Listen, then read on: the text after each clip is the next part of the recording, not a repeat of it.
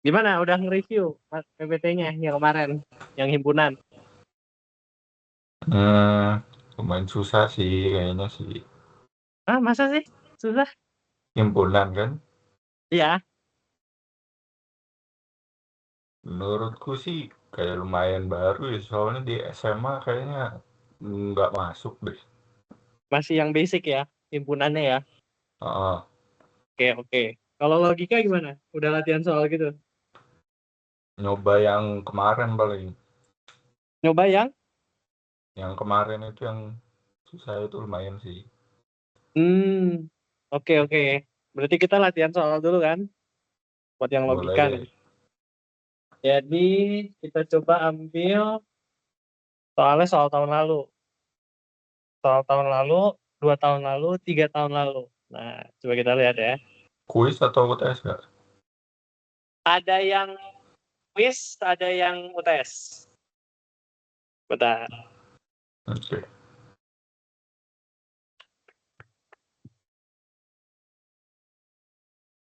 Oke. Udah kelihatan? Udah. Oke. Coba ya. Nah, ini soal kuis tahun 24. 24. Iya, iya, benar-benar. Nah, soalnya adalah kita punya argumennya P implies T, Q implies S, P dan Q. Nah, dia mau itu semua imply T and S.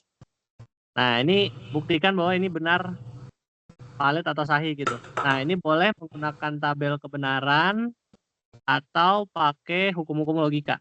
Cuman kalau aku sih ya better pakai hukum-hukum logika sih. Soalnya kalau kita lihat ada berapa nih?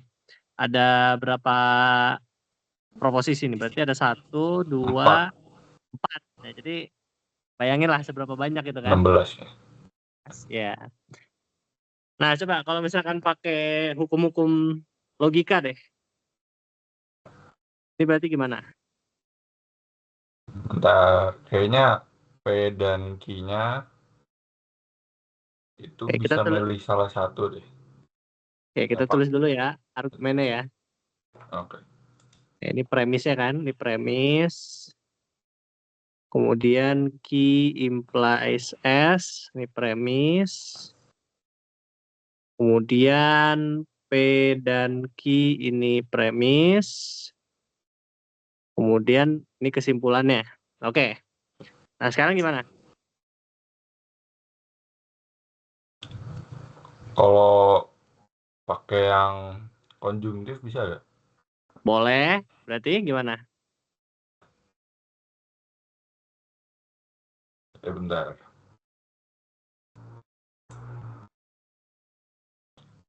Kalau misalnya P dan Q-nya dipisah jadi satu premis berbeda gitu. P. Berarti jadinya yang keempat ini ditulisnya apa? Pakai yang konjungsi itu tapi kayak kebalikannya. Berarti jadinya P dan Q terus ini ditulisnya apa? Ada yang P doang, terus Q doang. Oke, boleh. P ini berarti simplifikasi konjungtif. Nah, Konjungtif dari yang berapa? Dari 3.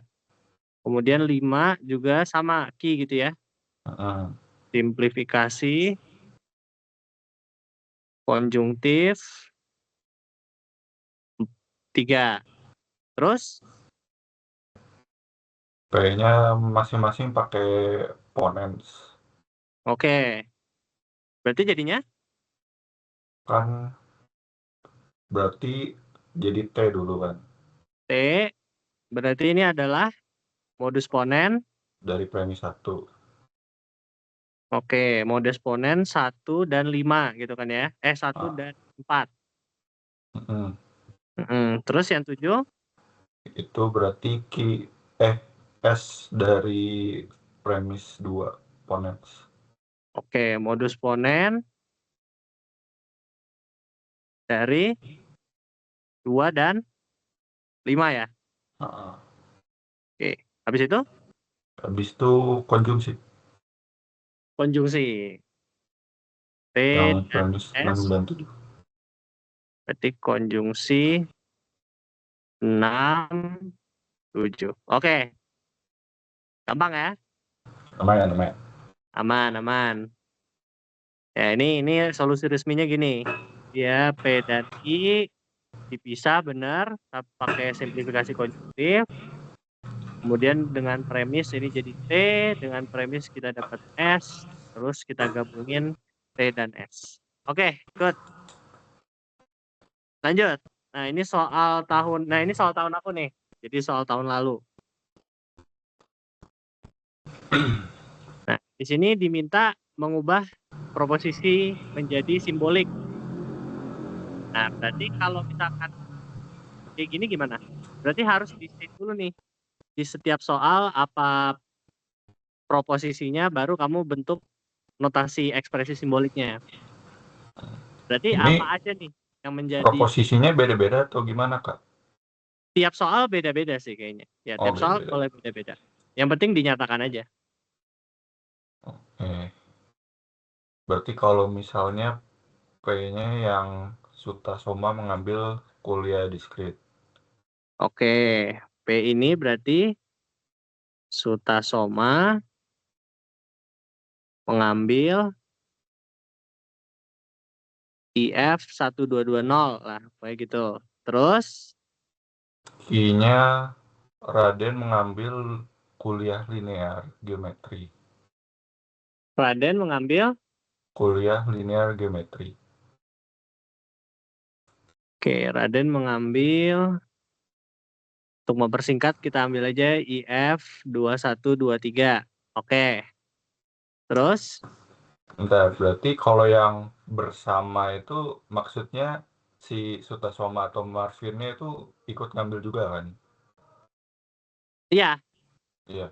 bersama Berarti Sutasoma atau sama Marvin. Ya, tapi gimana? Coba boleh-boleh. R-nya Jadi, itu Sutasoma ngambil linear, oke, Sutasoma mengambil IF 2123 kan?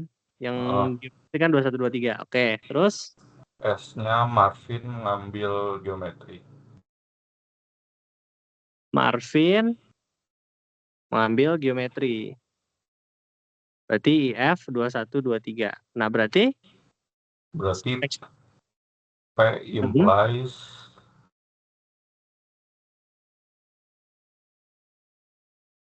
P implies Q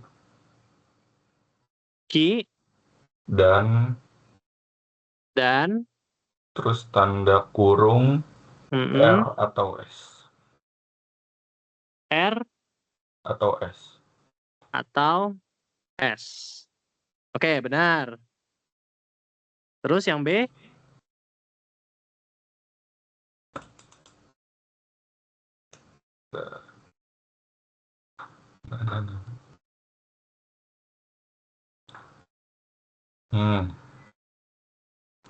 P-nya yang ini ribet juga nulis itunya ya, proposisinya. Iya, memang. P-nya kalau Raden mengambil Magdis. Oke, Raden ambil matdis ya. Q-nya Marvin mengambil arsitektur komputer. oke. Marvin ambil Orkom ya. Oke. R-nya R-nya Sutasoma mengambil aljabar linear. oke, Algeo ya. Suta ambil Algeo. Berarti notasi simboliknya bentar. Simbolik. Berarti gimana? Enggak. Ini kan syarat perlu kan ya? Nah, hanya jika sih ini. Ini kan hanya jika. Berarti cukup. Cukup. Coba dilihat lagi template-nya gimana tuh kalau hanya jika tuh.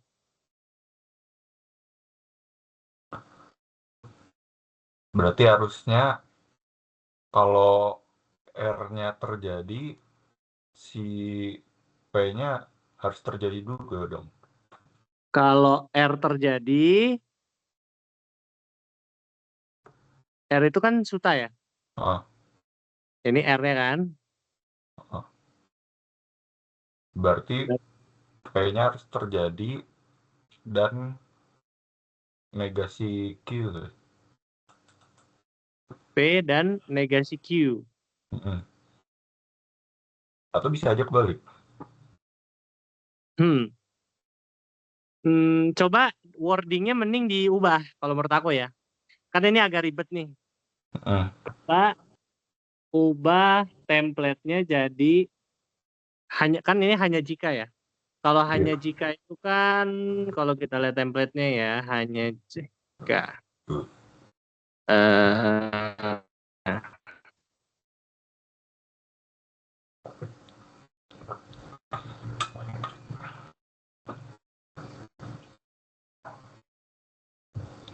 ya, hanya jika. Nah, ini hanya jika. Jadi kalau hanya jika itu key-nya yang di akhir. Jadi P hanya jika key. Ini equivalent sama P implies key gitu. Ya. Nah, terus kalau di sini hanya jikanya kan di depan. Guys, kelihatan. Berarti R-nya harus di depan. Ah,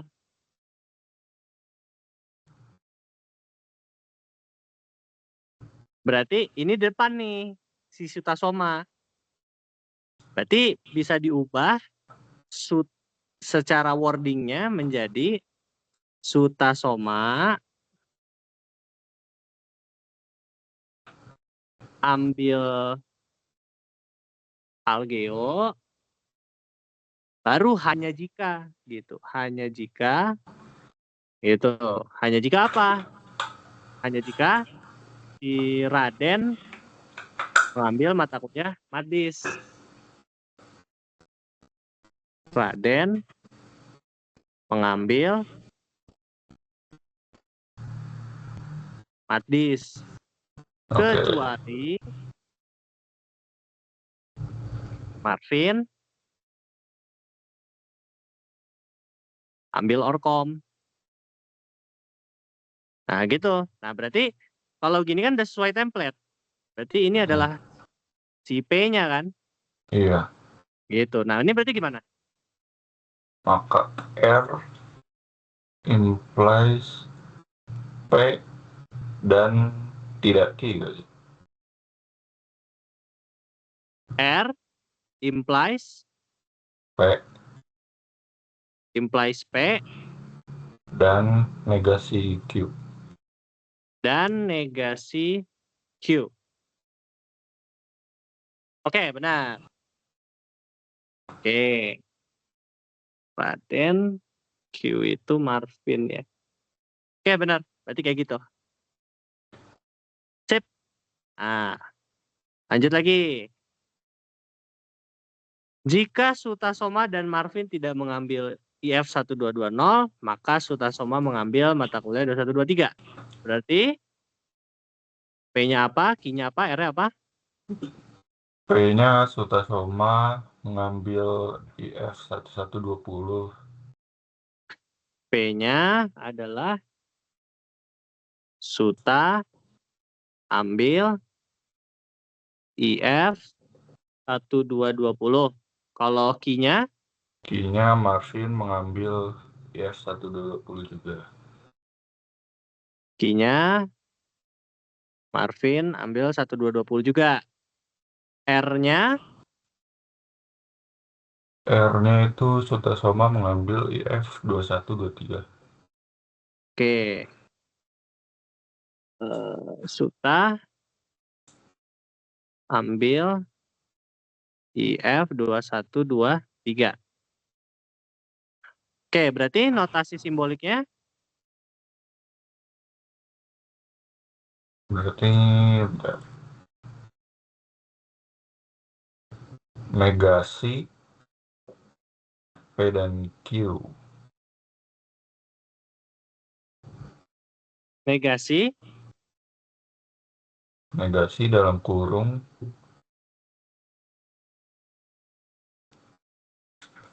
dan negasi Q. Maka R. Oke. Good. Terakhir. Bentar.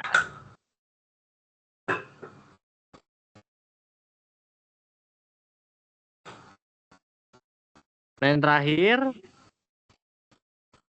Ini berarti gimana?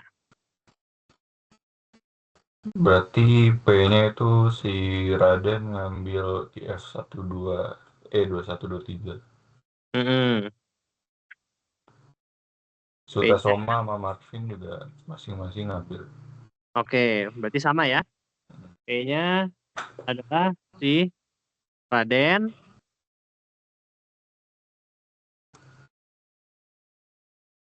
Raden ambil Algeo. Tadi apa? Sutasoma dan Marvin ya.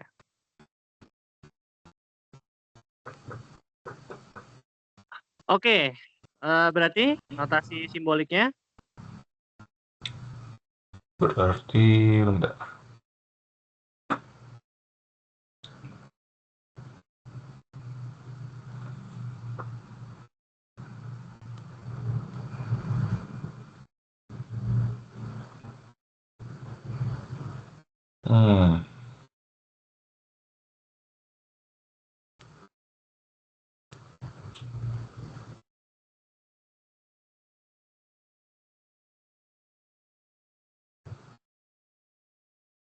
Berarti dia kayak negasi terus dalam kurung nggak sih, Kak?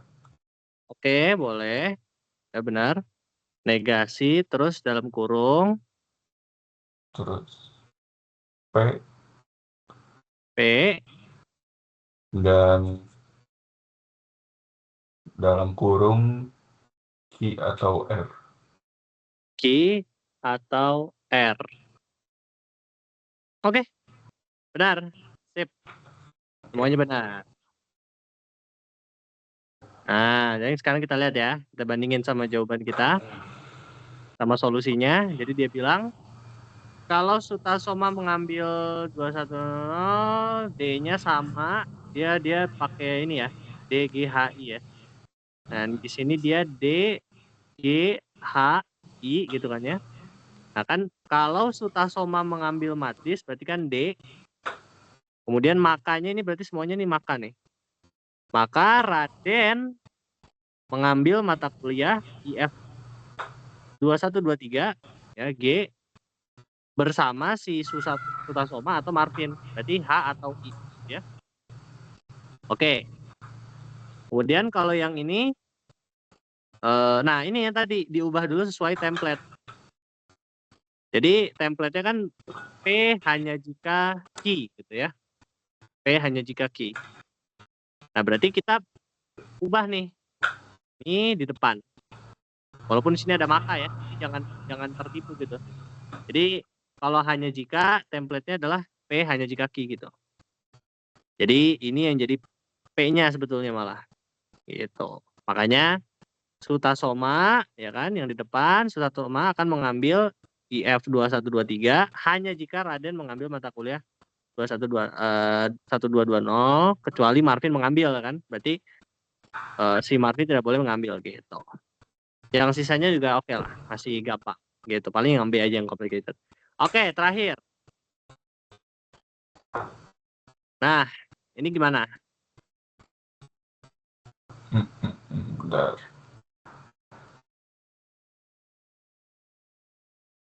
Jadi buat dulu nih rotasi proposisinya apa aja. Oh, ini mirip yang kayak di awal bukan? Tapi di sini juga kita harus membuktikan. Oke, berarti P-nya itu mahasiswa informatika. Oke, Anda Mahasiswa informatika. Oke. I-nya apa? I-nya itu sulit belajar pemrograman.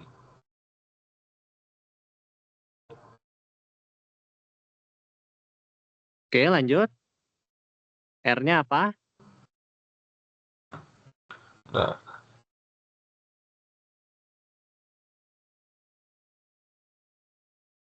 R-nya itu suka bikin tugas kuliah.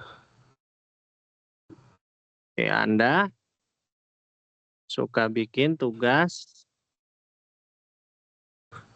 kuliah. S-nya adalah Ya,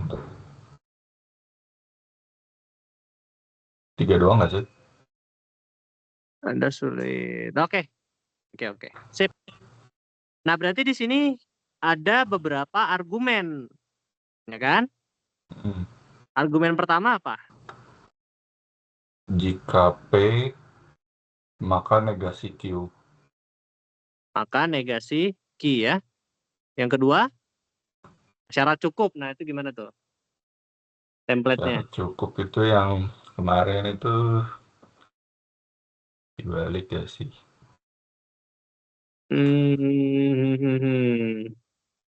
Coba aku lihat dulu ya. Kalau syarat cukup itu Oh iya, dibalik. dibalik ya. Maka jika R maka P. Jika R, Maka P. maka P. Oke. Terus Yang ketiganya itu Q dan negasi R Q dan dan negasi R. negasi R. Hmm. Oke. Udah? Udah sih. Oke, berarti kita punya 3 premis. Premis. Nah, habis itu kita ingin menyimpulkan apa? Nah, menyimpulkannya apa? Menyimpulkannya itu apakah dia negasi P. Negasi P. Oke, ini kesimpulannya ya. Nah, gimana caranya kita mencapai itu? Kayaknya pertama itu transitif dulu, yang 1 sama 2. 1 sama 2 transitif. Bisa nggak? Kan nggak bisa. Kan harus ini. Nah, Oh, oke. berarti Tapi kalau misalnya dibalik dulu kan, kalau dibalik jadinya negasi P implies negasi R kontrapositif. Nah, gimana? terus yang satunya juga dibalik. Oh, satunya mau dibalik. Coba. Berarti diubah dulu. Nah, itu nggak boleh ini, nggak boleh lompat. Nah, berarti tulisin dulu. Negasi jadinya negasi P. Ini kontra Positif. positif. Kontrapositif atau kontraposisi? Aku lupa deh. Kontraposisi kayaknya deh. Oke. Terus yang 5 negasi P negasi R gini. Ini kontra posisi 1, ini kontra posisi 2. Terus gimana? Habis itu transitif. Jadinya Q Negasi R. implies negasi R. Oke. Berarti ini transitif ya.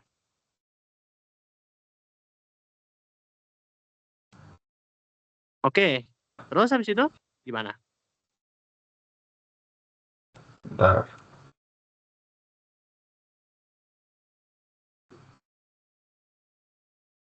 Oh iya, dimintanya negasi P ya.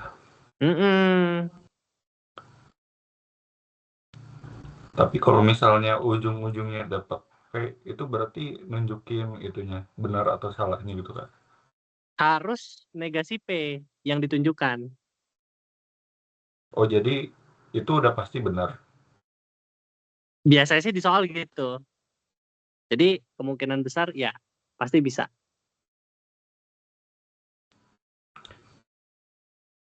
Ayo. Hmm. Kayaknya berarti V-nya nggak boleh dihilangin nggak sih? Berarti, Kayaknya P-nya nggak boleh hilang deh. nah itu jangan hilang, Nggak boleh hilang. nggak boleh hilang. Jadi yang 6 ini jangan, gitu.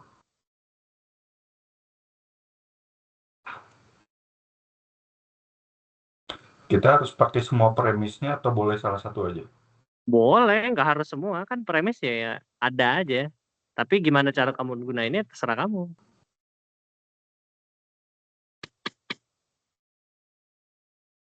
Oke.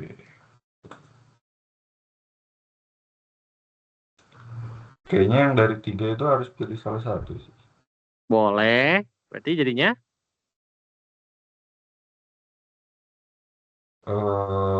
Oh, kita pilih yang Q. pilih key. Berarti ini Implikasi apa gitu? ini berarti aku lupa ya. Ini apa namanya ya? Implikasi konjungsi kalau nggak salah deh. Oh ya, simplifikasi konjungtif ya. Ada 3. Terus gimana? Habis itu ponens keempat. Kok 4? Berarti jadinya Jadi negasi P aja. negasi P. Berarti ini adalah responen. Gitu. Udah, simpel sih. Jadi modus ponen 4 dan 6. Oke, sip. Udah ya. Mana? Nah, ini soal UTS. Ini soal UTS. Tahun lalu, 2025. Kalau ini kuis 1. 2025. Kalau ini kuis 1 2024. Bayang ya berarti ya soalnya gimana ya buat logika ya. Kebayang, Gitu. kebayang. Nah, masih sosok lah, kurang lebih gitu. Oke, nah sekarang kita ke materi berikutnya. Himpunan ya. Oke, himpunan coba kita lihat. Jadi secara definisinya kan himpunan atau set itu adalah sekumpulan objek yang berbeda. Itu set ya. Jadi nggak boleh unsur yang sama dalam set itu ada gitu. Jadi kalau misalkan kita punya 1, 1, 2, ini bukan set namanya. Ini nanti kita akan pelajari namanya adalah multiset. Jadi set yang punya elemen yang sama lebih dari 1. Atau istilahnya adalah multiplisitasnya dari masing-masing elemennya bisa lebih dari 1. Gitu. Nah, objek dalam himpunan itu disebut sebagai elemen. Jadi elemen dari himpunan itu berarti kita menunjukkan itu unsurnya atau anggotanya gitu. Jadi objek dalam himpunan itu bisa disebut elemen, bisa disebut unsur, bisa disebut anggota. Nah, contohnya kayak ini HMIF, itu kan himpunan yang bisa isinya adalah mahasiswa IF atau STI gitu ya. Nah, jadi tiap mahasiswa itu berbeda satu sama lain. Atau contoh lain adalah satu set komputer itu punya CPU, monitor, keyboard, mouse gitu ya. Nah, itu juga boleh. Nah, kalau kita lihat tadi kan ya, himpunan itu elemennya unik. Sedangkan kalau yang kita sebut elemennya yang nggak unik itu disebut sebagai multiset. Yaitu perluasan dari konsep set. Ada elemen yang berulang. Nah, dalam himpunan kita tidak peduli sama urutan. Jadi yang kita lihat ABCD, DBAC, CADB itu sama. Nah, tadi perulangan elemen hanya dihitung sekali kecuali jika disebut sebagai multiset. Nah, bahkan yang unik dari elemen adalah yang unik dari set adalah himpunan itu tidak harus berkorelasi satu sama lain. Yang paling penting adalah mereka berbeda satu sama lain. Jadi kayak kalau misalnya kita punya himpunan 56, 3000, Amir, cacing yang walaupun tidak berkorelasi, ya ini tetap dihitung sebagai sebuah set gitu. Nah, dalam penyajiannya kita bisa melakukan yang pertama secara enumerasi, yaitu setiap anggota himpunan didaftarkan secara rinci. Ya misalkan 4 bilangan asli pertama kita sebut sebagai A adalah 1, 2, 3, 4. Atau kita nyatakan eksplisit C adalah kucing, A, Amir, 10, paku, itu juga boleh. Nah, bisa juga sebuah himpunan itu memiliki elemennya adalah himpunan. Jadi kalau kita lihat di sini berarti elemennya ada sebanyak 4 karena ada 1, 2, 3, dan 4. Nah, jadi ini nggak dihitung ya sebagai satu-satu ya. Jadi itu beda. Karena ini adalah anggota dari subhimpunan yang di dalam. A, B, C yang di dalamnya adalah anggota subhimpunan yang dalam. Tapi kalau kita meninjau dari R-nya sendiri, ini adalah satu. Makanya elemennya 4. Bukan 1, 2, 3, 4, 5, 6. Gitu. Sama kayak ini juga di elemennya adalah juga dihitungnya 3. Gitu. Karena ini adalah satu objek, ini adalah satu objek, ini adalah satu objek. Gitu. Maka ini walaupun kelihatannya kayak nggak punya isi, tapi ini sebetulnya elemen 1. Karena berisi himpunan bilangan kosong. 0 set gitu ya. Seperti itu. Nah, kita juga mengenal konsep keanggotaan. Jadi keanggotaan itu kita tulis X anggota A kalau misalkan X itu merupakan anggota himpunan A gitu. Bisa juga X bukan anggota A kalau X ini bukanlah anggota himpunan A gitu. Nah, misalkan kita punya himpunan A yang adalah 1, 2, 3, 4, R adalah AB, kemudian himpunan ABC, kemudian himpunan AC, kemudian kita punya K yang adalah himpunan yang berisi himpunan kosong gitu ya. Maka kita bisa bilang 3 adalah anggota A.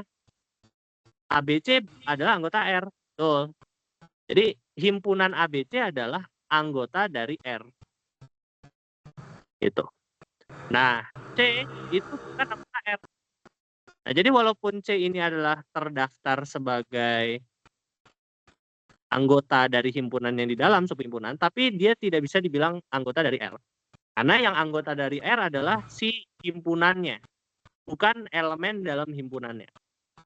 Gitu.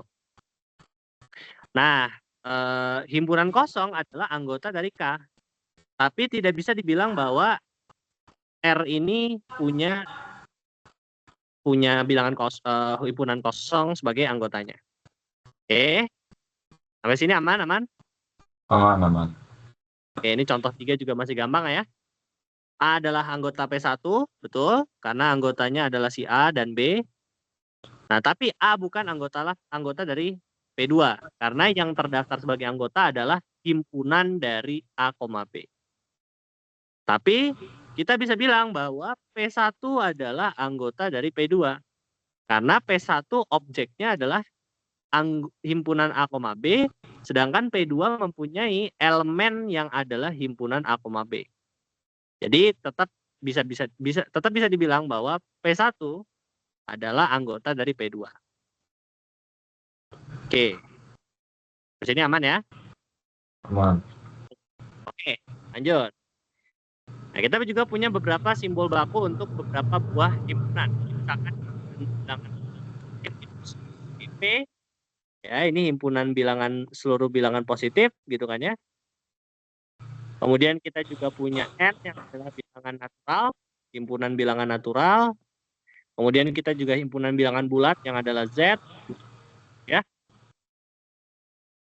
Kemudian juga kita punya himpunan bilangan bulat positif. Nah, ini positif. Kita juga punya himpunan bilangan rasional Q, gitu kan ya. Dan kita juga punya R, bilangan real. Dan ada juga real positif gitu ya. Dan juga C adalah himpunan bilangan kompleks gitu, yang bisa dinyatakan dengan A plus BI, di mana A, B adalah anggota R. Nah, kita bisa mengatakan himpunan itu memiliki himpunan yang universal kalau dia adalah semesta pembicaraan kita gitu. Dari misalkan satu soal gitu, itu pasti ada yang namanya himpunan universalnya. Nah, itu yang kita sebut sebagai himpunan semesta atau disimbolkan dengan U atau X. Jadi kalau misalkan kita punya himpunan semesta U yang adalah 1, 2, 3, 4, 5, maka ketika kita nyatakan sebuah himpunan A yang adalah 1, 3, 5, maka A itu adalah bagian dari semesta U. Atau secara matematis kita bisa bilang bahwa A itu adalah himpunan bagian dari U. Karena elemen-elemen dari A. Nah, selain secara simbol baku, kita bisa juga menyatakan dengan pembentuk himpunan.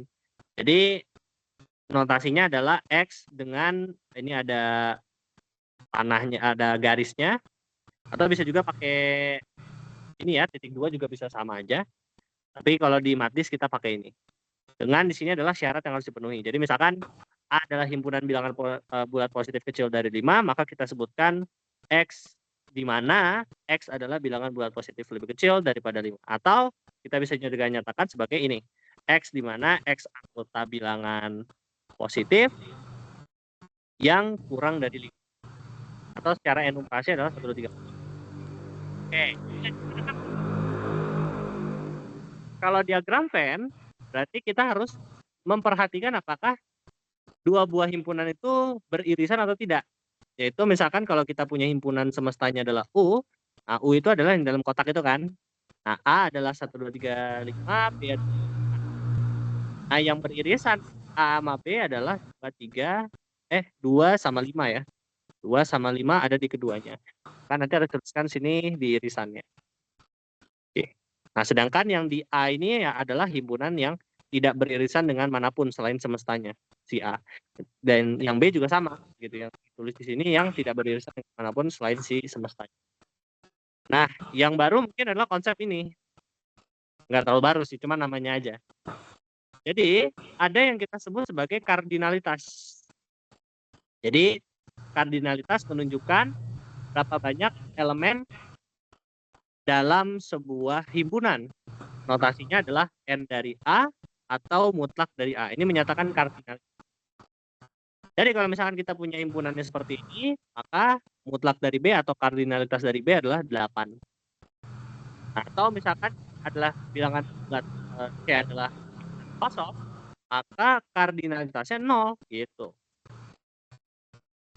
Nah, kardinalitas juga bisa bersifat tahingga. Misalkan untuk X anggota bilangan bulat, bilangan asli, maka dengan syarat X lebih dari 1000. Nah, ini kan ada tahingga banyak. Jadi ini adalah bilangan yang dia itu punya kardinalitas tahingga gitu. Nah, juga kita mengenal himpunan kosong. Jadi himpunan yang tidak punya anggota atau kardinalitasnya 0. Jadi himpunan yang kayak gini, ini bukan, ini kardinalitasnya berapa berarti? 1. Berarti apakah dia himpunan kosong? Bukan. Nah, jadi walaupun kelihatannya kayak nggak punya anggota, tapi sebetulnya himpunan ini punya anggota, yaitu anggotanya himpunan yang tidak punya anggota, gitu. Jadi memang agak bingung, tapi intinya adalah kita melihat ini tuh bilangan himpunan kosong itu juga sebagai sebuah objek gitu, objek yang kosong isinya gitu, tapi dia tetap sebagai sebuah objek gitu. Jadi gitu ya. Nah, oke. Nah, ini misalkan nih himpunan ini, jadi sebaiknya kita jangan menuliskannya himpunan yang kayak gini, jangan kayak gini. Jadi bagusnya adalah kita pakai simbol ini aja untuk menandakan bahwa ini tuh dia adalah bilangan adalah himpunan yang punya anggota, yaitu anggotanya apa? Anggotanya himpunan kosong gitu, null set. Nah, konsep selanjutnya adalah subset gitu ya. Ini juga masih aman kan? Aman. Aman. Berarti subset itu artinya secara definisi adalah kalau kita tuliskan A adalah subset dari B, artinya setiap anggota A adalah anggota dari B. Tapi belum tentu semua anggota B adalah anggota A, gitu ya. Nah, atau secara gambar begini. Nah, kalau dibalik itu namanya superset. Nah, kalau set itu berarti kan sub ya, sub himpunan. Kalau superset itu dia berarti yang ini adalah induknya. Jadi kalau dari gambar ini B adalah induk dari A, maka B superset A ini benar. Gitu. Ini beberapa contohnya aja gitu. Nah, kalau kita kembali ke notasi yang baku tadi kita, maka kita bisa menuliskan bahwa bilangan asli adalah anggota dari himpunan bilangan integer ya, bilangan bulat. Betul. Nah, kemudian ini, bilangan bulat itu juga anggota dari bilangan real. Nah, lebih luas lagi, bilangan real adalah anggota dari bilangan kompleks. Karena bilangan kompleks itu memuat seluruh bilangan real, semua bilangan real belum tentu adalah, semua bilangan kompleks belum tentu bilangan real. Ya. Bedanya subset sama anggota itu apa, Pak? Nah, yang mana nih ya? Jadi misalkan gini, kalau satu, misalkan kita punya A sama dengan 1, 2, 3, 5, B adalah 1, 2, 3, 6, 1, 2, 3, 5, 8 lah misalkan gini. Nah, kalau begini, misalkan, bener nggak kalau misalkan aku bilang 1 adalah anggota dari A, bener nggak? Benar. Nah, tapi benar juga nggak kalau misalkan 1 adalah anggota dari B, bener nggak? Benar. Ya. Oke, mungkin aku tambahin misalkan gini, aku tambahin misalkan himpunan C yang adalah berisi himpunan bilangan 1, 2, 3, 5. Kan gitu ya, misalkan gitu. Nah, kalau misalkan aku tulis A subset B, ini benar. Tapi kalau misalkan aku tulis C adalah subset dari B, ini salah. Nah, kebayang nggak perbedaannya? Oke. Jadi kalau misalkan subset itu berarti kedua objeknya itu haruslah himpunan. Nah, kalau A sama B ini kan adalah dua-duanya adalah himpunan semua. Tapi himpunan dengan elemen yang sama. Elemen yang sebagian ada di A, ya sebagian dari A ada di B gitu. Nah, tapi kan kalau C, elemennya itu adalah sebuah himpunan. Himpunan 1, 2, 3, 5.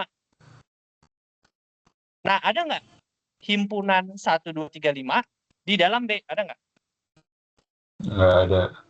Ya, makanya dia bukan disebut subset.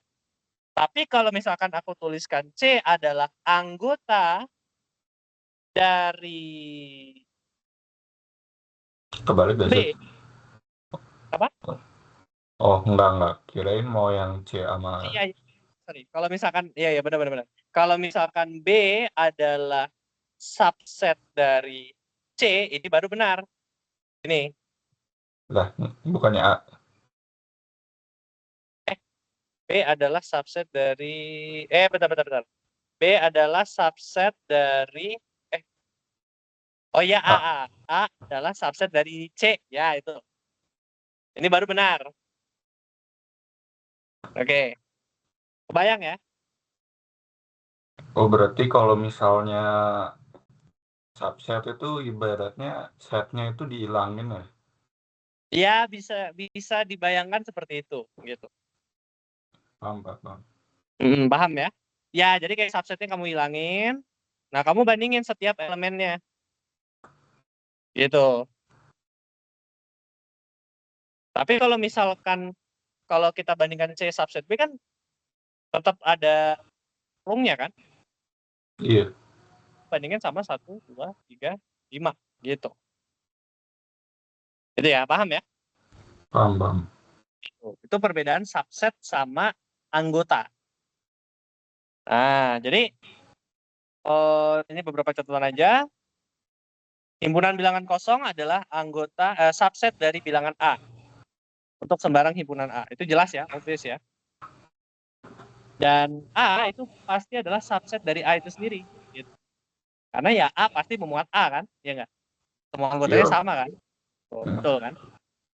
Gitu. Nah, ada juga konsep improper subset dan ada proper subset. Jadi kalau misalkan improper subset, jadi kalau misalkan improper subset itu perbedaan adalah kalau misalnya kita lihat di sini ya. Contoh kita punya himpunan A yang adalah 1, 2, 3, maka himpunan dari himpunan 1, 2, 3 dan himpunan bilangan kosong itu adalah improper subset. Karena kalau improper itu artinya dia himpunan itu yang kita bandingkan itu either adalah himpunan itu sendiri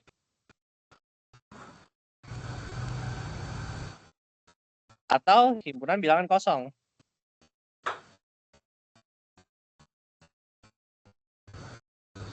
Nah, kalau misalkan kalau kita bilang A adalah subset dari A, nah ini adalah improper nih. Pokoknya kalau misalkan ada notasi subset, kemudian yang dibandingkan itu adalah himpunan itu sendiri atau dengan himpunan bilangan kosong, maka itu disebut sebagai improper. Karena nggak benar-benar subset sebetulnya. Ya kayak kalau misalkan himpunan itu sendiri disubsetkan dengan himpunan itu sendiri ya itu emang obvious gitu, makanya improper. Tapi kalau misalkan satu adalah subset dari 1, 2, 3, ya ini benar gitu karena apa ya itu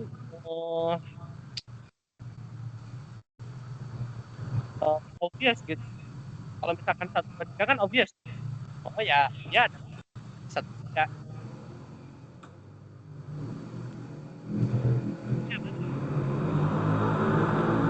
Suaranya patah-patah kan. Halo. Nah, aman. Oke, aman ya. Tadi ya, proper sama improper aman ya. Aman. Ya. Nah, ini definisinya.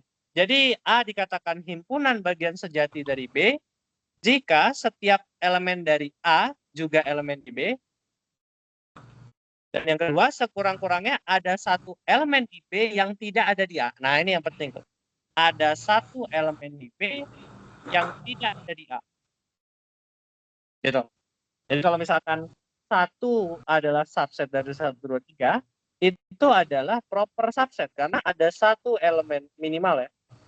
Kalau di sini kan 2 berarti ada 2 elemen yang di B tapi tidak di A. Nah, kalau misalkan aku bikin seperti ini, nah ini kan dia tidak memenuhi syarat yang kedua ya. Tidak memenuhi syarat bahwa ada satu elemen di B yang tidak di A. Gitu ya, aman ya? Aman. Nah, jadi kalau misalkan secara penulisan, kalau misalkan A, jadi ada 2 jenis penulisan subset. Ada yang seperti ini, ada yang seperti ini. Nah, yang pertama, kalau misalkan A proper subset dari B, maka ini jadi notasi yang ini digunakan untuk menekankan bahwa sudah dipastikan bahwa si A adalah proper subset dari B. Itu. Jadi hanya bisa dinyatakan kalau itu proper subset. Tapi kalau misalkan kita tulisnya A improper subset dari B, maka dia memungkinkan bahwa si A-nya sama dengan B. Gitu. Atau si A-nya adalah himpunan bilangan kosong. Gitu ya. Gitu. Jadi lebih aman kalau misalkan kita ambil ini. Karena kalau kita tulis ini sudah harus memastikan bahwa dia adalah proper. Oke, ini kita skip. Nah, misalkan seperti ini ya. Jadi kalau di sini berarti benar bahwa A adalah subset dari B dan B adalah subset dari C. Nah, ini juga sama seperti sifat transitif ya. Kalau A subset B, B subset C artinya C. Ini latihan kita skip aja. Oke. Nah, sekarang kita lihat ada definisi himpunan yang sama. Nah, gimana kita bisa menyamakan himpunan? kalau kita lihat secara definisinya, A adalah sama dengan B jika dan hanya jika setiap elemen A adalah elemen dari B dan setiap elemen B merupakan elemen dari A. Jelas ya?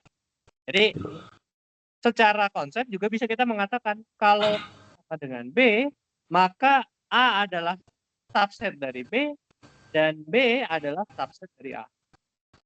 Gitu ya. Jadi saling mensubseti satu sama lain gitu ya. Kalau dia sama gitu.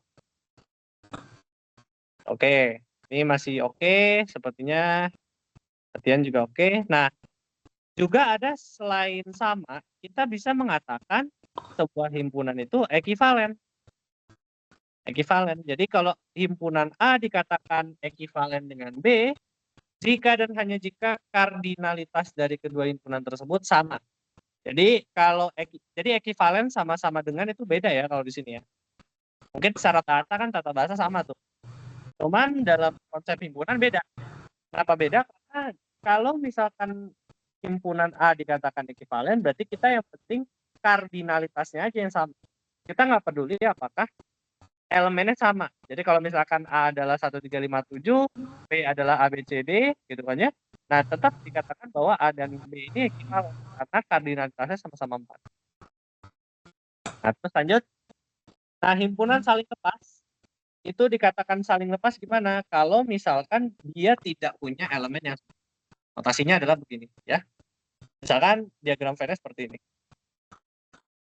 Jadi kalau misalkan A-nya adalah anggota dari bilangan asli dengan dia kurang dari 8, maka kemudian kita punya B adalah 10, 20, 30, maka A adalah saling lepas dari B gitu.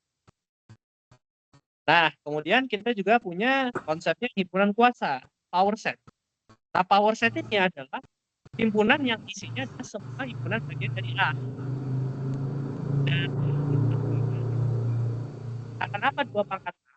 Karena kalau kardinalitas dari A adalah M, maka kardinalitas dari power set-nya itu adalah 2 pangkat M. Ini selalu seperti ini.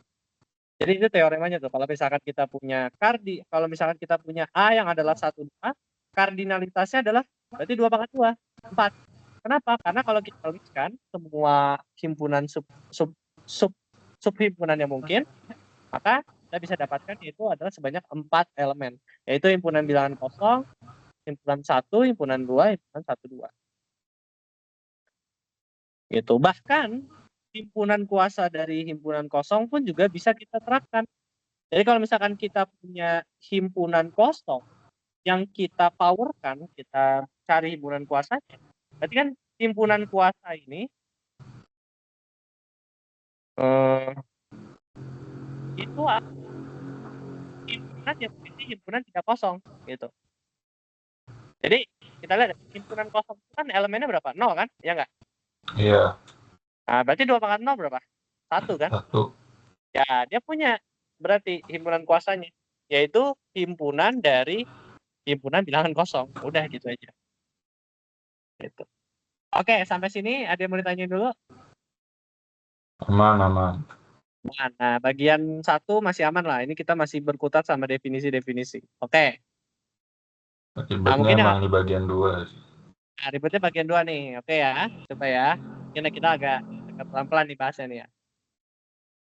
Oke. Operasi terhadap himpunan ada beberapa ya. Jadi pertama kita punya namanya irisan. Jadi irisan itu secara notasinya adalah X di mana X anggota A dan X anggota B. Jelas ya di situ ya? Jelas. Kita mencari elemen yang dipunyai oleh A dan B gitu. Nah, gabungan A union B itu adalah seluruh himpunan dari bilangan dari elemen yang dipunyai oleh A dan B. Jelas ya? Jelas. Nah, walaupun misalkan elemennya berulang di sini ya, kita hanya menuliskan 5 itu hanya 1 kali. Karena balik lagi, konsep dari set atau himpunan itu hanya dituliskan sebanyak 1 kali. Multiplisitasnya 1. Oke?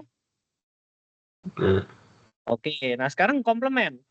Komplement itu bisa ditulis dengan AC atau A aksen atau bisa juga A. Jadi komplement itu adalah misalkan komplement dari A, maka X, maka elemen yang kita tulis adalah elemen yang merupakan anggota semesta tapi bukanlah anggota A. Seperti ini. Aman ya? Aman. Ya ini contoh aja gitu kan ya. Kita bisa skip. Nah, selisih. Selisih itu adalah A min B. A min B. Secara definisi, A min B itu menghasilkan operasi A min B itu menghasilkan seluruh anggota dari bilangan A, tapi bukanlah anggota dari bilangan B. Makanya, secara notasi juga bisa kita tuliskan selisih itu adalah A diiris dengan B aksen. Ini apa? Komplement dari B. Paham sampai sini? Aman? Aman. Oke. Nah, kalau ini aman nggak? Aman. Tangkup, intinya kita gabungkan A sama B, kemudian kita kurangi dengan yang beririsan. Udah, intinya begitu. Atau bisa juga A min B digabung dengan B min A. Oke. Ini contohnya, kita bisa lewat. Nah, ini mungkin teorema aja, beda setangkup atau symmetric difference. A symmetric difference B itu sama dengan B symmetric difference A. Dan juga berlaku asosiatif. Oke, ini mungkin latihan sedikit ya. Misalkan X adalah himpunan mahasiswa IF, Y adalah yang mengambil matris, Z yang menyukai matris. Nah, misalkan himpunan mahasiswa IF yang tidak menyukai kuliah matris, itu berarti kan X. Ya.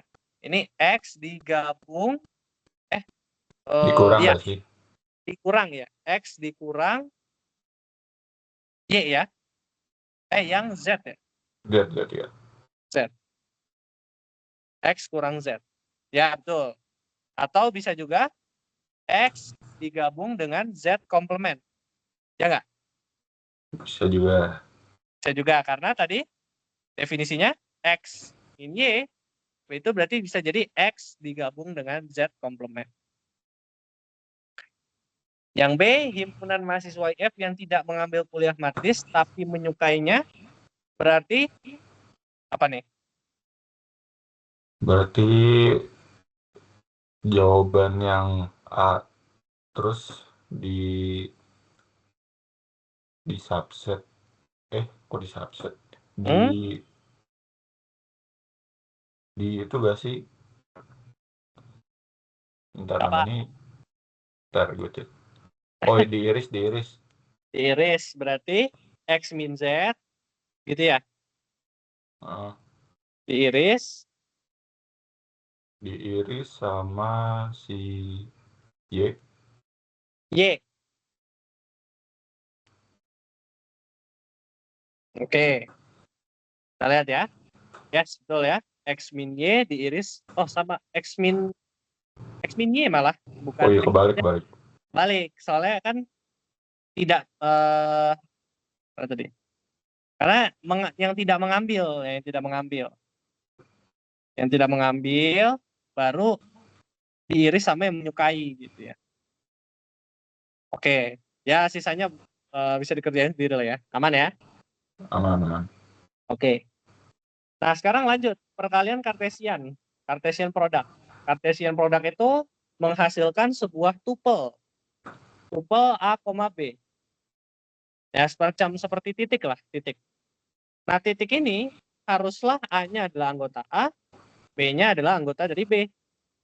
Jadi, misalkan kita punya C 1 2 3 dan D adalah A, B, maka C kali D ya, itu jadinya 1, A, 1, B, 2, A, 2, B. Jadi kalau misalkan ditanya, misalkan C memiliki kardinalitas kardinalitas 10 dan jangan C lah. A punya kardinalitas 10 dan B punya kardinalitas 3, itu berarti kardinalitas dari A kali B ini berapa? 30. 30, tinggal dikali kan? Gitu ya. Itu. Nah, jadi catatannya tadi kan kardinalitas dari A kali B adalah kardinalitas A kali B gitu ya.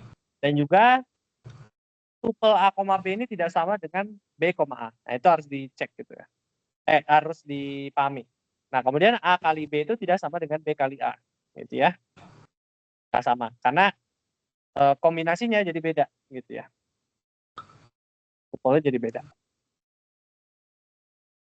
Nah, kalau misalkan ada 2 himpunan atau lebih, maka kita akan menghasilkan sebuah tupel dengan n elemen. Gitu. Misalnya A1 sampai AN, maka kita akan mendapatkan n elemen. Gitu. Harus menuliskan tupel dengan n elemen. Gitu. Oke, ini juga oke. Semua anggota himpunan oke. Ini juga nantilah. Ya. Oke, ini juga masih oke juga ya. Jadi kalau misalkan A1, irisan dari A1, A2, AN itu bisa disimplifikasi dengan ini. Kalau misalkan digabung juga dengan ini simplifikasi untuk kalian apa tadi namanya? Kalian Cartesian product. Dan ini buat yang tadi apa? Beres tangkup ya, symmetric difference. Ini juga ya sama.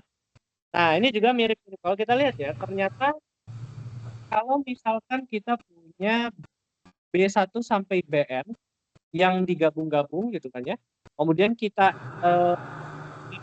maka irisannya ini semacam seperti bisa didistribusikan ke masing-masing anggota B. Jadi A iris B1 digabung A iris B2, A iris dengan Bn. Gitu. Oke.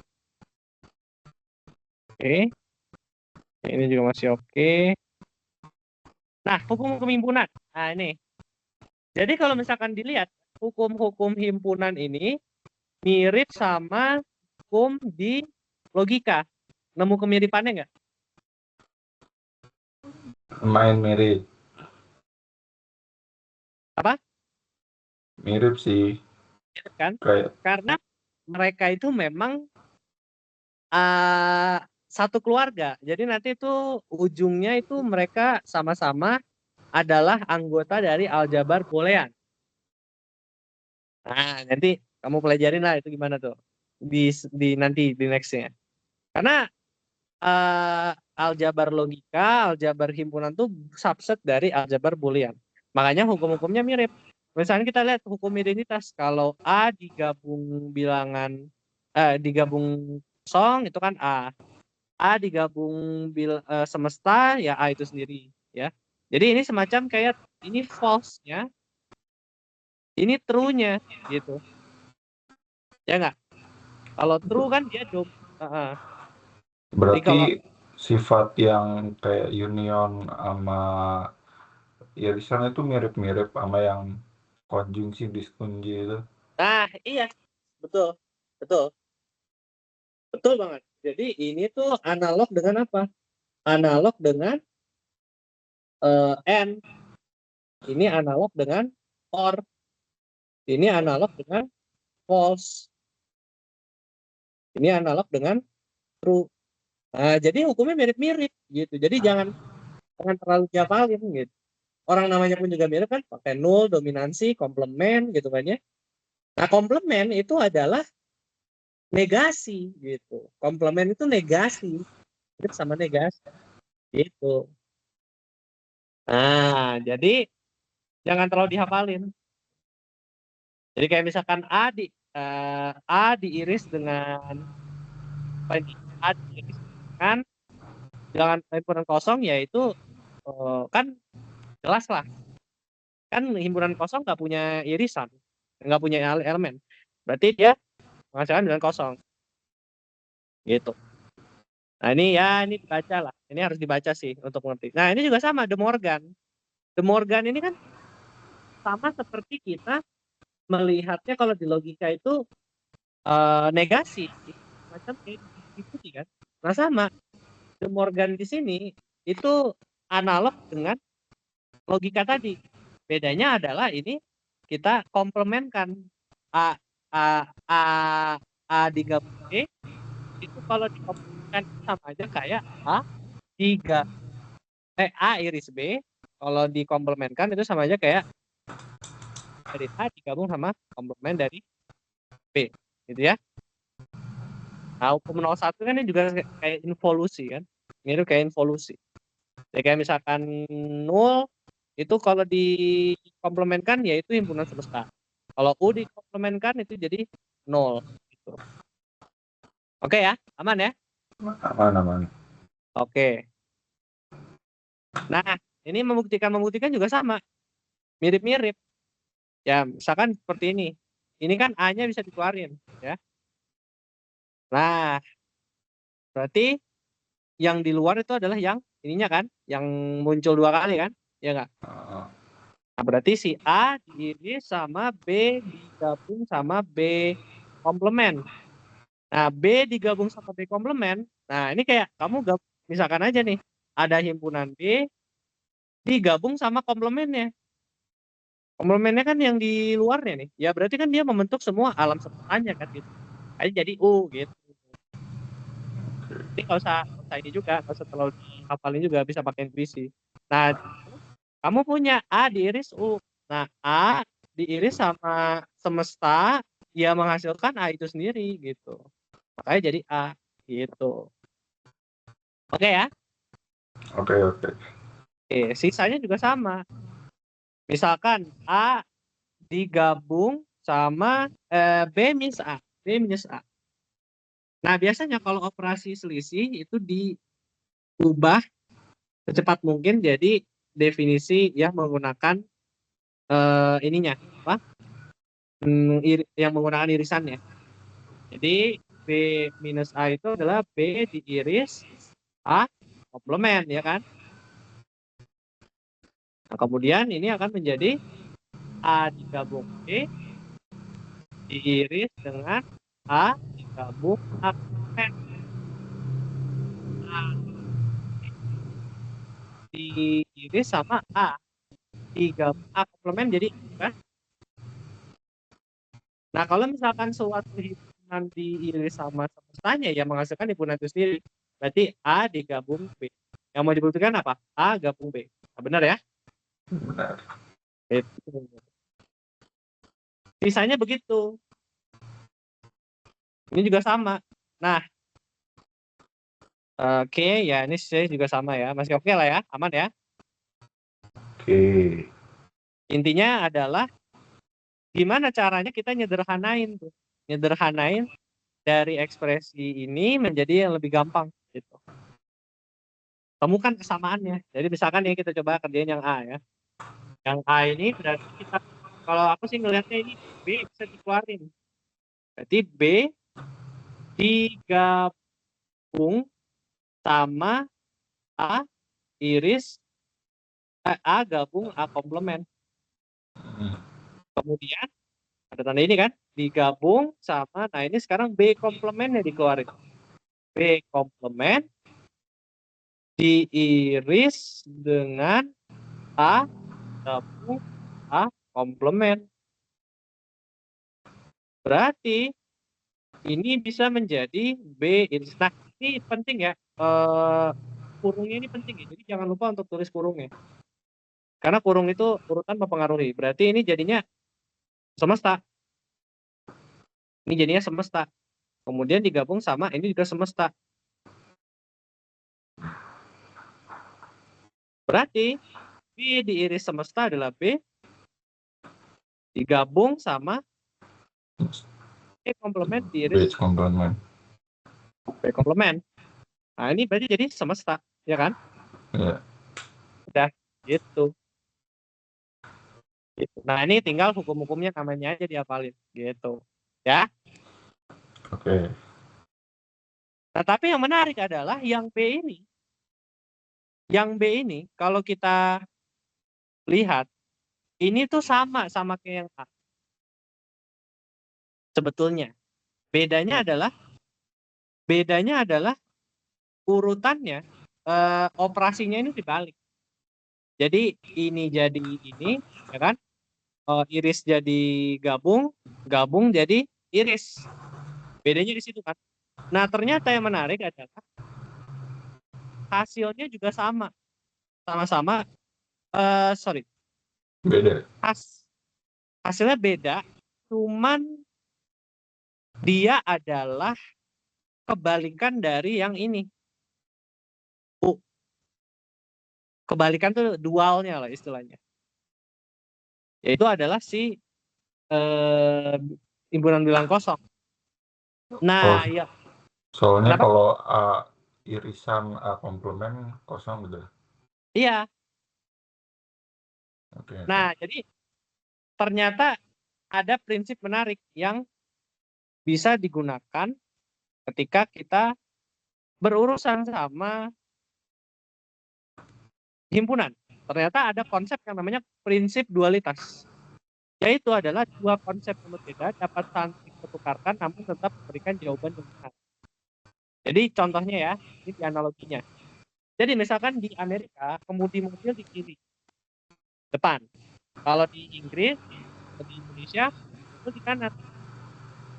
Jadi kalau di Amerika, berarti nanti jalannya harus di kanan.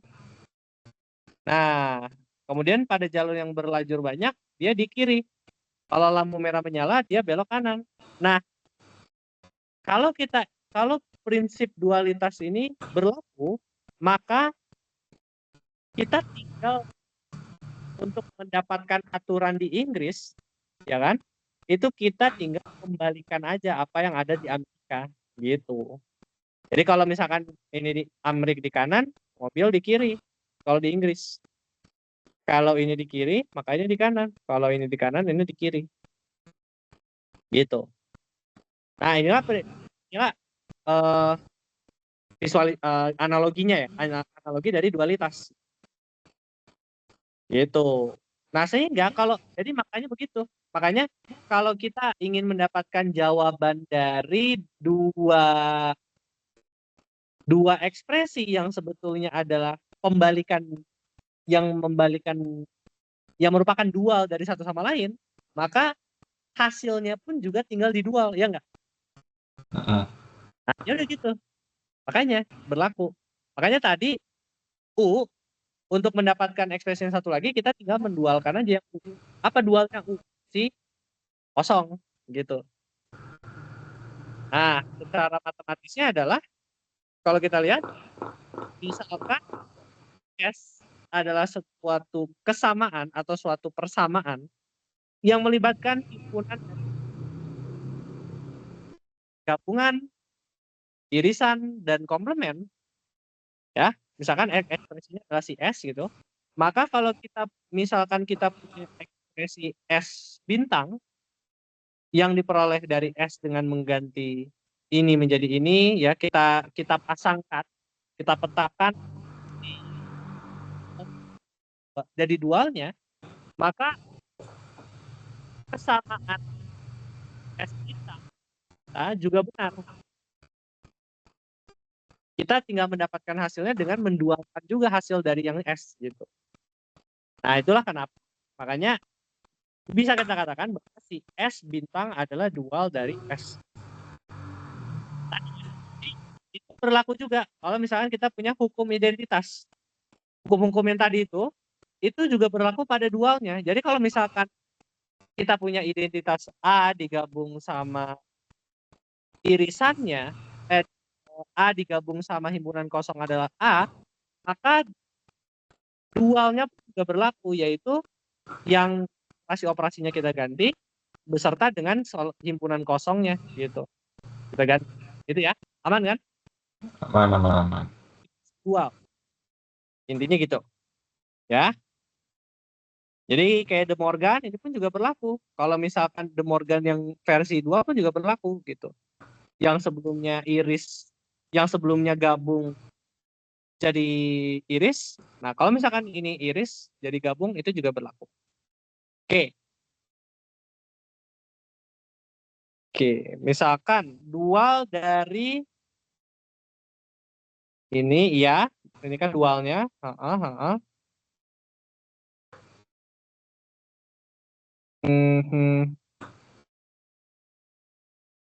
Tapi dual dari A dan B adalah sama dengan oh ya oke. Jadi begini. Ini contoh ini untuk menunjukkan bahwa dual itu hanya berlaku kalau operasi-operasi yang terlibat hanyalah ini.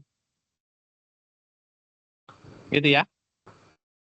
Kalau misalkan ada operasi minus, selisih, maka dia tidak punya dual. Paham ya di situ ya? Jadi ini kan kita punya ini kayak semacamnya tadi. Ini kan kesamaan S gitu. Nah, karena dia mengandung minus, maka tidak ada S bintang di sini. Dia tidak punya S bintang karena dia ada operasi yang tidak bisa didual. Gitu. Nah, tapi sebetulnya kalau kita ubah semua minusnya menjadi definisi yang menggunakan irisan, maka dia punya dual. Jadi, misalkan kita punya A minus B itu kan berarti jadinya A iris B komplement kan? Atau B ini kan? Diiris sama A iris C komplement. Dia sama dengan A iris B komplement. Itu ya. Nah, ini punya dual. Kalau ini punya dual. Lagi apa dualnya? Itu tandanya nggak kebalik, Kak? Yang mana? Maksudnya emang kalau distributif boleh kayak gitu? Kirain harus ada yang bedanya. Gimana? Sorry. Itu kan A terus kan ngiris B kan? A iris B. B komplement ya kan? Kirain harus yang itu, apa sih gabungannya? Baru bisa pakai hukum distributif.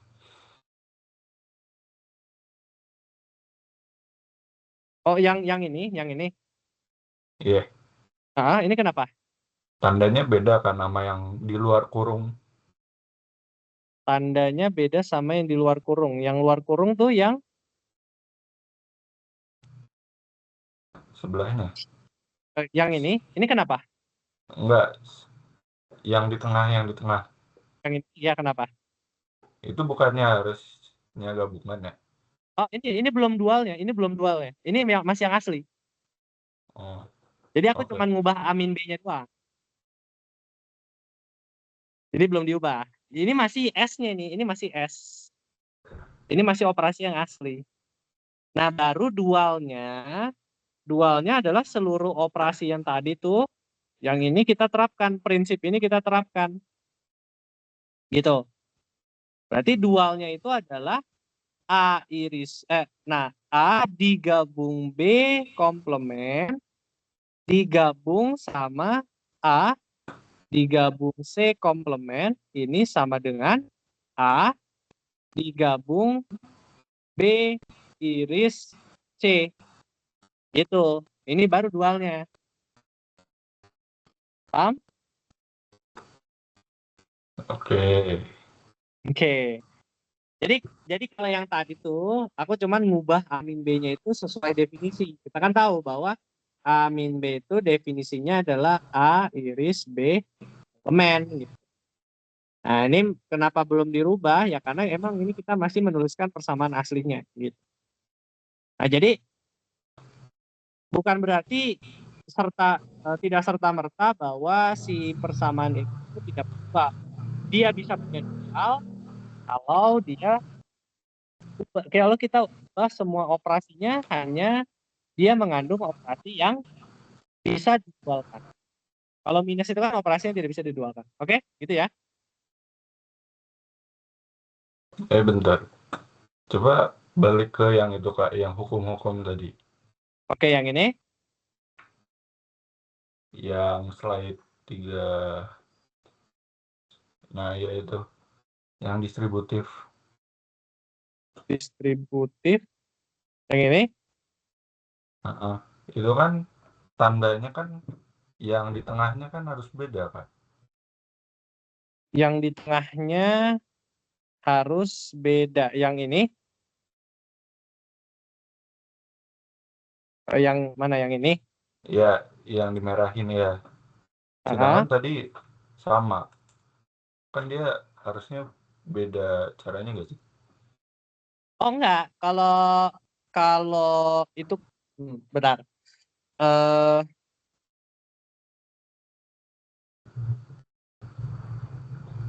jadi kalau dual itu dia hanya mengubah gimana ya? Hmm, eh, eh, eh, eh, begini begini. Kan jadi amin B itu kan tadi ya. Kita kan setuju bahwa amin B itu adalah A diiris B komplement ya enggak? Heeh.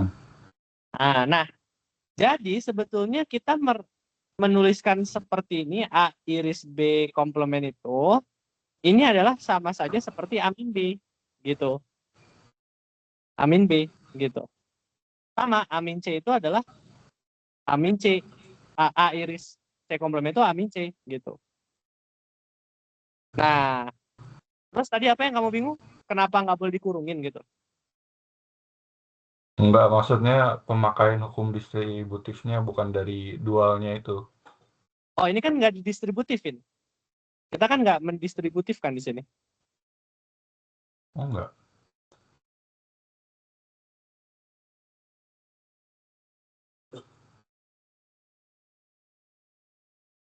Ini harusnya ini ya, ini B iris C komplement ya BTW ya.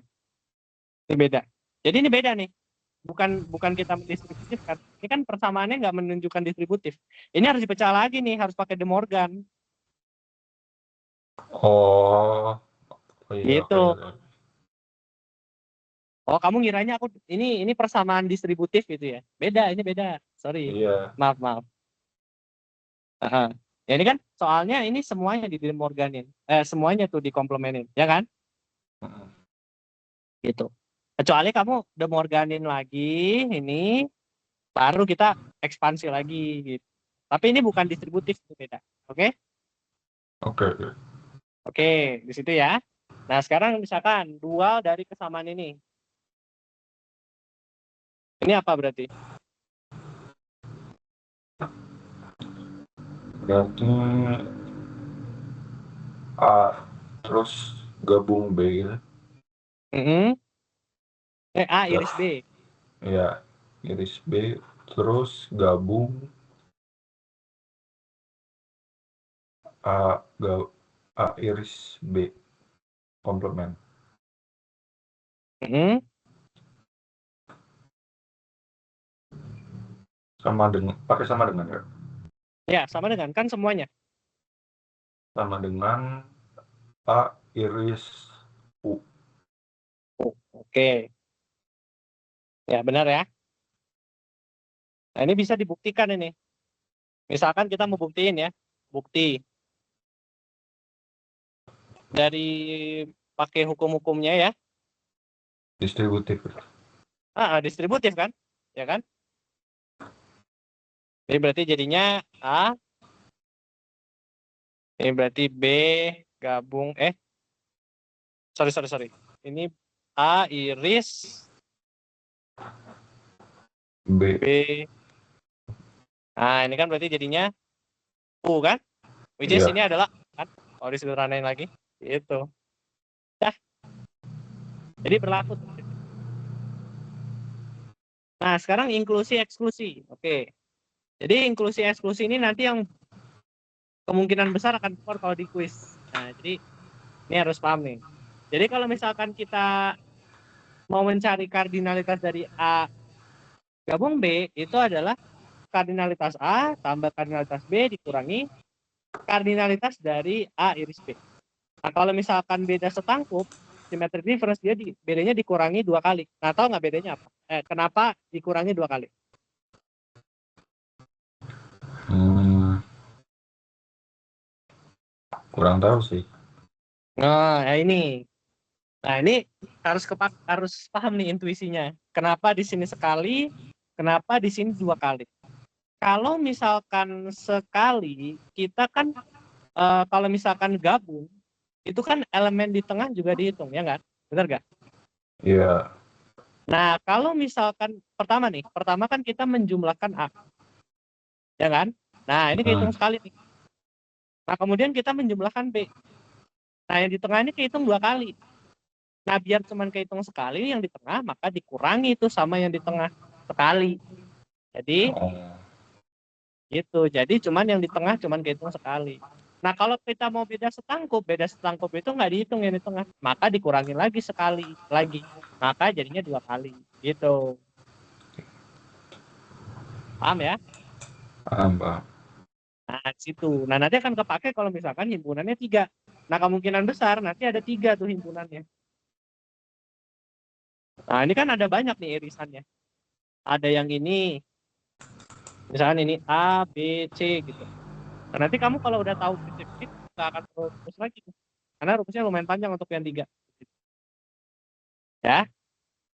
Jadi misalkan gini, soal-soalnya begini nih. Berapa banyak bilangan bulat antara 1 dan 100 yang habis dibagi 3 atau 5? Nah, kan kalau kita nggak tahu himpunan, kita kayak pasti ngitungnya manual gitu. Nah, sebetulnya ini bisa ditinjau secara himpunan.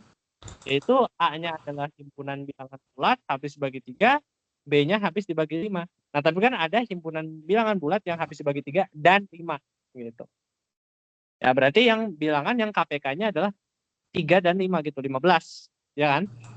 Jadi cara mencarinya adalah himpunan bilangan A adalah 100 dibagi 3, tapi pakai ini ya, floor ya, karena kita mau mencarinya dalam bilangan bulat gitu. Gitu ya. Jadi 33. Kalau B berarti kan karena bilangannya 1 sampai 100 gitu kan, berarti 100 bagi 5, 20.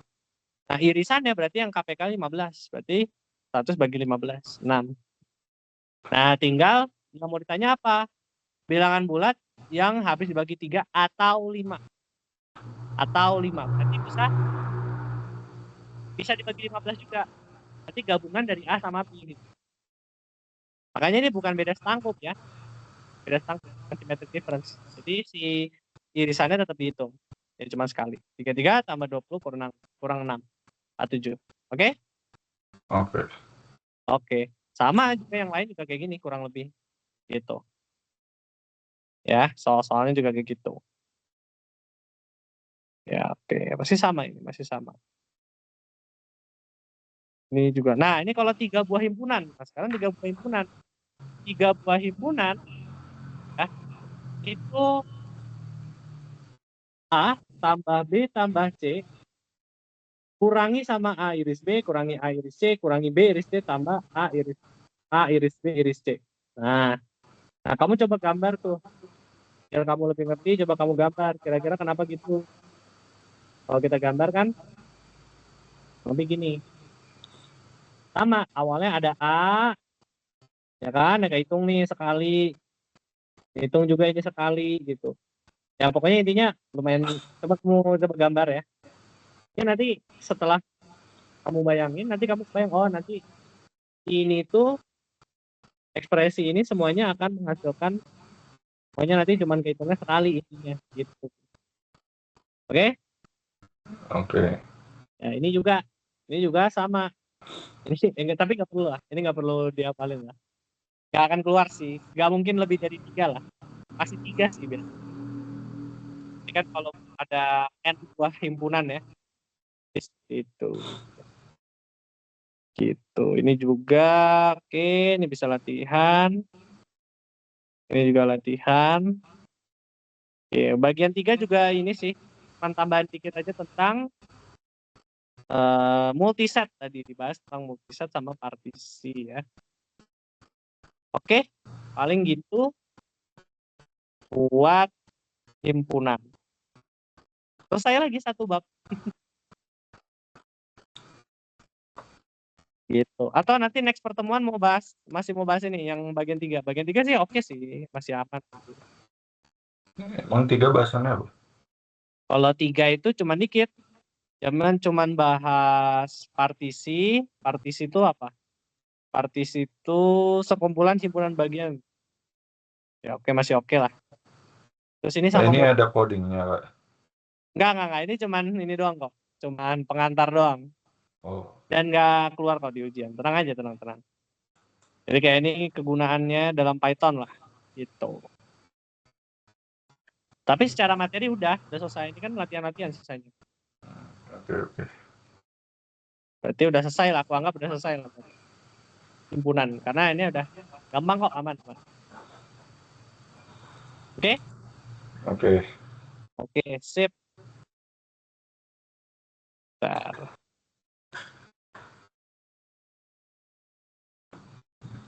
Oke deh. Ya udah. Kira-kira ada yang mau tanya lagi nggak? Kayaknya nggak ada deh. Oke, aman lah ya. Belajar dulu lah. Itu dua bab itu. Ah, Nah, kuis 1 itu sampai... Bentar. Kuis 1 tuh sampai mana ya? Ya, kalau kamu mau ngejar, kalau batasannya sih ya, kalau mau ngejar kuis 1 tuh... sama relasi juga. Kenapa? Sama relasi dan fungsi masuk. Ya, relasi dan fungsi ya. Kuis 1 tuh sampai relasi fungsi. Iya, relasi fungsi. Nah, relasi fungsi itu yang bakal banyak ngulinya sih di situ ya. Kayaknya yang susahnya biasanya di situ. Gitu. Oke. Ya udah, oke. Jadi masih mau ketemu lagi nggak atau gimana? Besok atau lusa gitu? Terserah kamu sih. Kayaknya nunggu sampai itu deh, pertemuan pertama paling. Oke. Pertemuan pertama hari Bentar, saya cek dulu. Parin tuh biasanya hari kapan?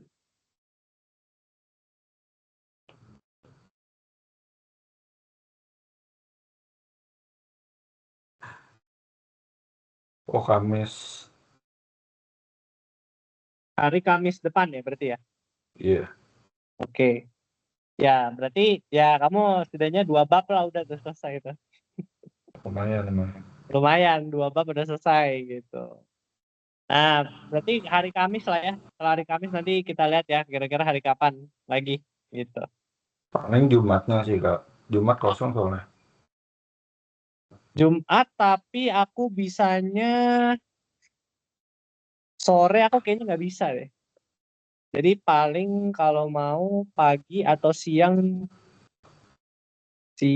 pagi sih, paling pagi. Kalau malam nggak bisa. Waduh, ada ini soalnya eh Elward. Oh, ya deh. Terus saya kabarin lagi deh. Jumat atau kalau weekend mungkin hari Sabtu. Sabtu boleh sih, Sabtu sore atau malam boleh sore. Kayaknya Sabtu aja deh. Sabtu aja ya. Oke, Hmm. Sabtu sih aman aku. Dari kosan lah. Oke deh, ya udah. Hari Sabtu jam berapa? Sabtu jam 4 harusnya. Jam 4 Jam ya 4. biasa.